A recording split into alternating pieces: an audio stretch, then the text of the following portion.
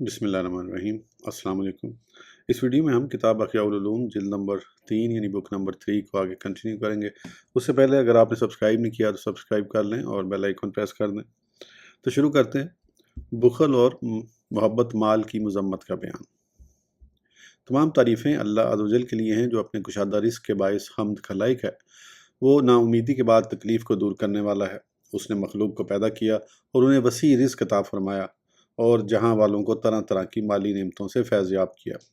ان کو انقلاب احوال کے ساتھ آزمائشوں میں مبتلا کیا اور انہیں تنگی اور خوشحالی، مالداری اور محتاجی، امید اور نا امیدی، دولت اور افلاس، عجز اور استطاعت، حرص اور صبر، بخل اور سخاوت، موجود پر خوشی اور مفقود پر افسوس، ایثار اور خرچ، وسعت اور تنگی، فضول خرچی اور کنجوسی، تھوڑے پر راضی رہنے اور زیادہ کو تھوڑا سمجھنے کے درمیان رکھا۔ یہ سب کچھ اس لیے کیا تاکہ بندوں کی جانچ ہو کہ ان میں کس کا کام زیادہ اچھا ہے، کون دنیا کی زندگی کو آخرت پر ترجیح دیتا اور کون آخرت سے منہ موڑتے ہوئے دنیا کو ذخیرہ اور خزانہ بناتا ہے۔ خوب درود و سلام ہو حضرت سیدنا محمد صلی اللہ تعالیٰ علیہ وآلہ وسلم پر، جن کی ملت کے سبب رب عز و جل نے تمام سابقہ ملتوں کو منسوخ کر دیا اور آپ کی شریعت کے ذریعے تمام ادیان کو لپیٹ دیا، اور عاجزی کے ساتھ اپنے رب عز و جل کے راستے پر چلنے والے آپ صلی اللہ تعالیٰ علیہ وآلہ وسلم کے آل و اصحاب پر خوب سلام ہو۔ دنیا کے فتنے بہت کثیر ہیں اور نہایت وسیع و فراخ ہیں۔ ان فتنوں میں سب سے بڑا فتنہ مال کا ہے جو زیادہ آزمائش کا باعث ہے، اور مال میں ایک بڑا فتنہ یہ بھی ہے کہ کوئی اس سے بے نیاز نہیں۔ جو اسے پا لیتا ہے وہ دو حال سے خالی نہیں رہتا۔ اگر مال نہ ملے تو وہ محتاج ہوتا ہے اور یہ محتاجی اسے کفر تک لے جا سکتی ہے، اور اگر مل جائے تو سرکشی کا خطرہ ہوتا ہے جس کا انجام نقصان کے سوا کچھ نہیں ہوتا۔ خلاصہ کلام یہ ہے کہ مال کے فائدے بھی ہیں اور آفتیں بھی۔ اس کے فوائد نجات دینے والے اور آفتیں ہلاکت میں ڈالنے والی ہیں۔ اس کے خیر کو اس کے شر سے ممتاز کرنا مشکل امر ہے۔ اس کی طاقت دینی بصیرت میں راسخ علماء ہی کو ہے۔ لوگوں کو دھوکہ دینے والے نام نہاد علماء کے بس کی بات نہیں۔ دنیا کی مذمت کے باب میں ہم نے خاص طور پر مال کی طرف نظر نہیں کی بلکہ عمومی طور پر دنیا کی مذمت پر کلام کیا ہے، کیونکہ دنیا تو انسان کو فوری حاصل ہونے والے فائدے کا نام ہے، جبکہ مال اس کا بعض حصہ ہے۔ اسی طرح جاہ و منزلت بھی اس کا جز ہے۔ پیٹ اور شرمگاہ کی خواہش کی پیروی کرنا بھی دنیا کا بعض حصہ ہے۔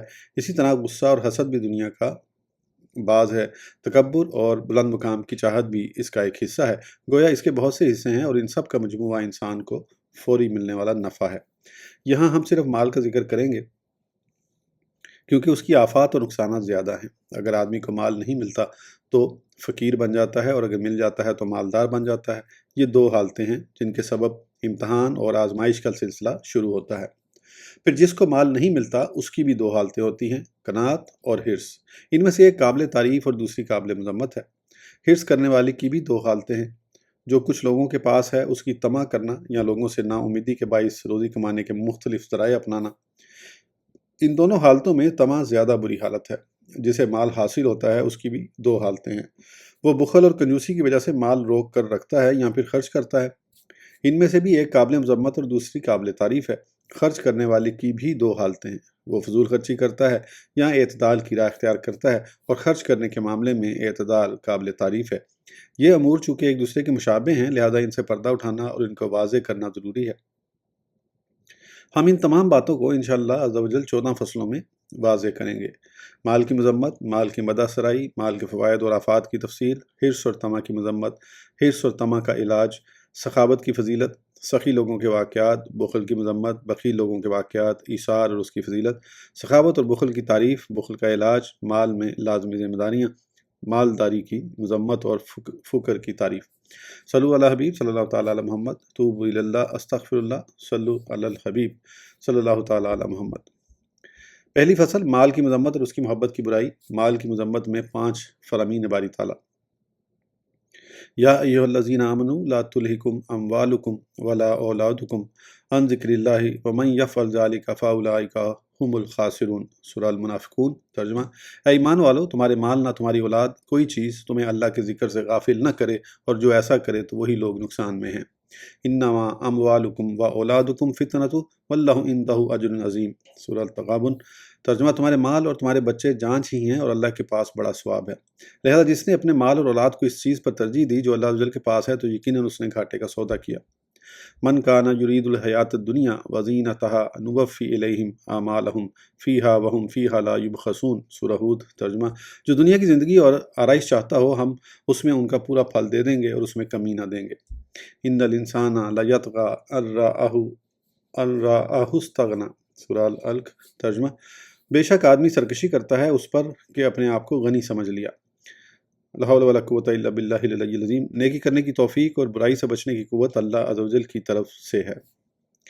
الہاکم التکاثر، سورہ تکاثر۔ ترجمہ: تمہیں غافل رکھا مال کی زیادہ طلبی نے۔ مال کی مذمت میں 7 فرامین مصطفیٰ۔ حب المال والشرف ینبتان النفاق فی القلب کما ینبت الماء البقل، یعنی مال اور جاہ کی محبت دل میں اس طرح نفاق پیدا کرتی ہے جس طرح پانی سبزی اگاتا ہے۔ بکریوں کے ڈیبر میں چھوڑے گئے 2 بھوکے بھیڑیے اتنا نقصان نہیں کرتے جتنا نقصان جاہ و منصب اور مال کی محبت مسلمان آدمی کے دین میں کرتی ہے۔ زیادہ مال والے ہلاک ہوئے مگر جس نے اپنا مال اللہ عز و جل کے بندوں میں اس طرح دیا، یعنی صدقہ اور خیرات کیا، اور ایسے لوگ بہت کم ہیں۔ قیلا یا رسول اللہ ای امتک شر، قال الاغنیاء، یعنی بارگاہ رسالت میں عرض کی گئی یا رسول اللہ صلی اللہ تعالیٰ علیہ وآلہ وسلم، آپ کی امت میں کون سے لوگ برے ہیں؟ ارشاد فرمایا مالدار لوگ۔ حضور نبی اکرم صلی اللہ تعالیٰ علیہ وآلہ وسلم نے صحابہ کرام سے فرمایا تمہارے بعد ایسے لوگ آئیں گے جو دنیا کے عمدہ اور رنگ برنگے کھانے کھائیں گے، مختلف رنگوں کے تیز رفتار گھوڑوں پر سوار ہوں گے، خوبصورت عورتوں سے نکاح کریں گے، رنگین اور عمدہ کپڑے پہنیں گے، ان کے پیٹ تھوڑی چیز پر سیر نہ ہوں گے اور نہ ان کے نفس زیادہ پر قناعت کریں گے، صبح و شام دنیا پر جھکے رہیں گے، اپنے حقیقی معبود اور رب کو چھوڑ کر دنیا ہی کو اپنا معبود اور رب بنا لیں گے، اسی کی بات مانیں گے اور اسی کی خواہشات کی پیروی کریں گے۔ جو آدمی ایسے زمانے کو پائے، وہ تمہاری اولاد سے ہو یا تمہاری اولاد کی اولاد سے ہو، اسے محمد بن عبداللہ صلی اللہ تعالیٰ علیہ وآلہ وسلم کی طرف سے حکم ہے کہ ان لوگوں کو سلام نہ کرے، نہ ان کے مریضوں کی عیادت کرے، نہ ان کے جنازوں میں شرکت کرے اور نہ ان کے بڑوں کی عزت کرے۔ جس نے ایسا کیا یقیناً اس نے اسلام کو ڈھانے میں مدد کی۔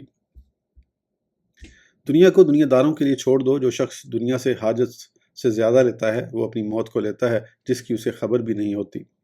آدمی کہتا ہے میرا مال، تیرا مال تو وہی ہے جو تو نے کھا کر فنا کر دیا یا پہن کر بوسیدہ کر دیا یا صدقہ کر کے آگے بھیج دیا۔ موت ناپسند کیوں؟ ایک شخص نے بارگاہ رسالت میں عرض کی یا رسول اللہ صلی اللہ تعالیٰ علیہ وآلہ وسلم، مجھے کیا ہو گیا ہے کہ میں موت کو پسند نہیں کرتا؟ ارشاد فرمایا کیا تمہارے پاس مال ہے؟ اس نے کہا جی ہاں۔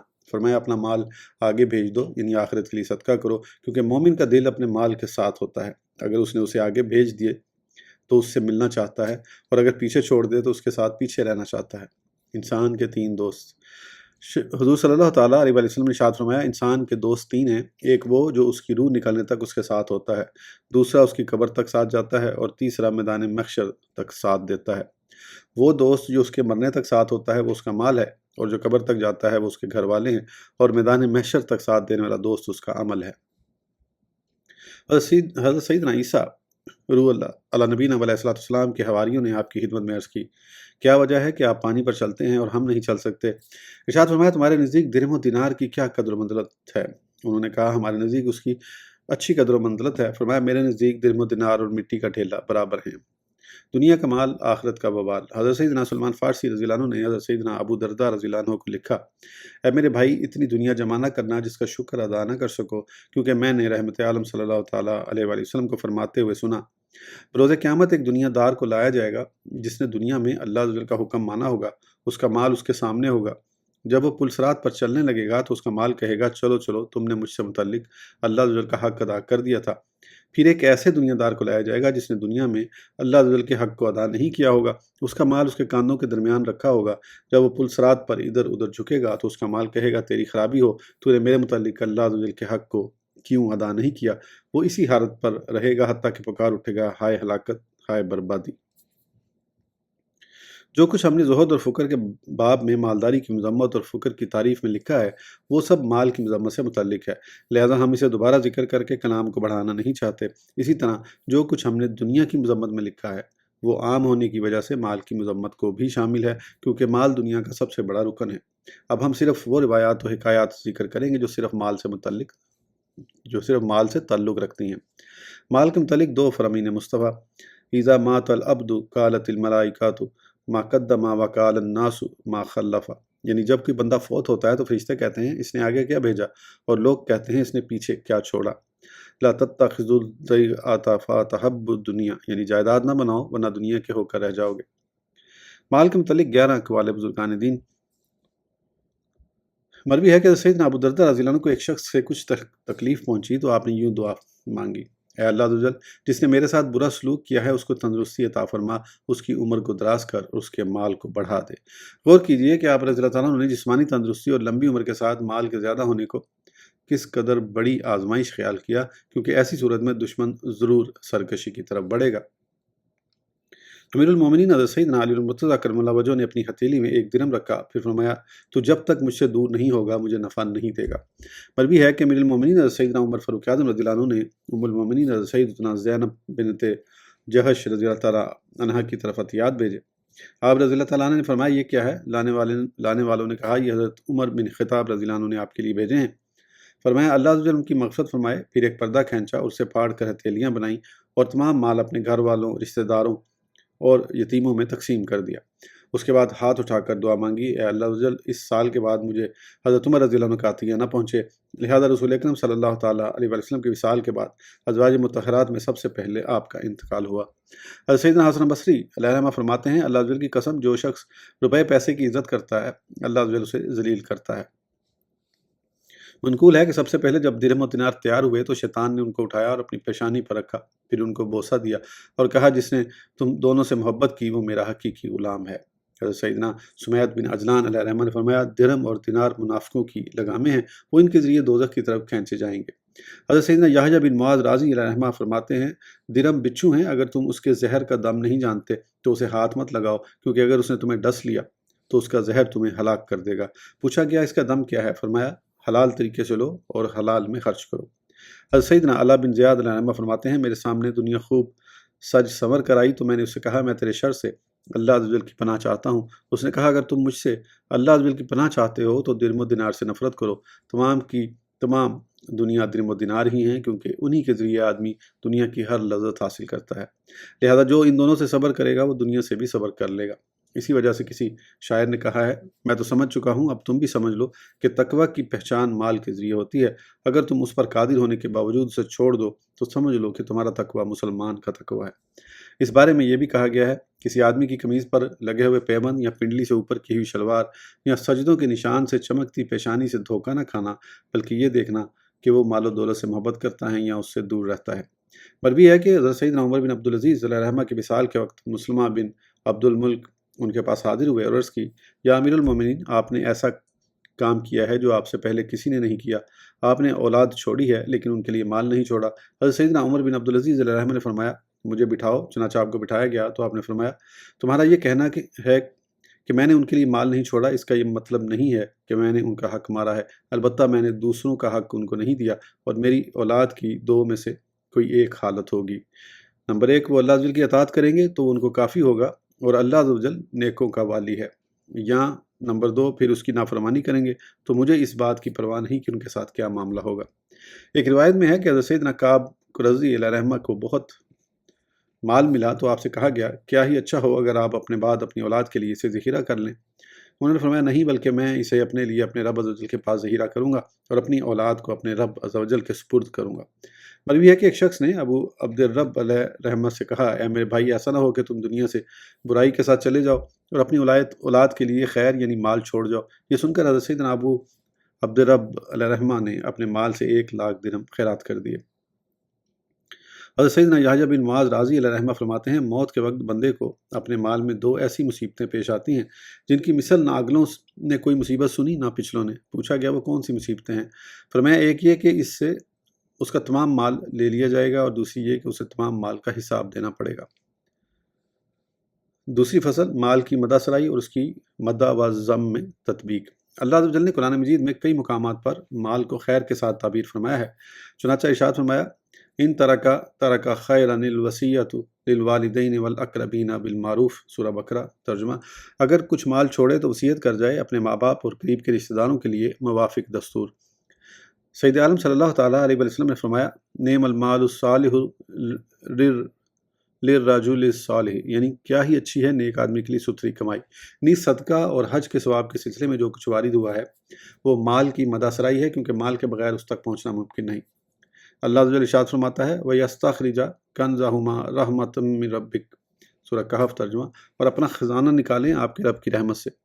اللہ عز و جل اپنے بندوں پر احسان کرتے ہوئے ارشاد فرماتا ہے وَيُمْدِدْكُمْ بِأَمْوَالٍ وَبَنِينَ وَيَجْعَلْ لَكُمْ جَنَّاتٍ وَيَجْعَلْ لَكُمْ أَنْهَارًا، سورہ نوح ترجمہ، اور مال اور بیٹوں سے تمہاری مدد کرے گا اور تمہارے لیے باغ بنا دے گا اور تمہارے لیے نہریں بنائے گا۔ سردار دو جہاں صلی اللہ تعالیٰ علیہ وسلم نے ارشاد فرمایا کاد الفقر ان یکون کفرا، یعنی قریب ہے کہ محتاجی کفر تک لے جائے۔ اس ویڈیو کے لیے اتنا ہی، پھر انشاءاللہ اگلی ویڈیو میں آگے کنٹینیو کریں گے۔ اس وقت تک کے لیے اجازت دیجیے، سبسکرائب کرنا نہ بھولیں۔ اللہ حافظ۔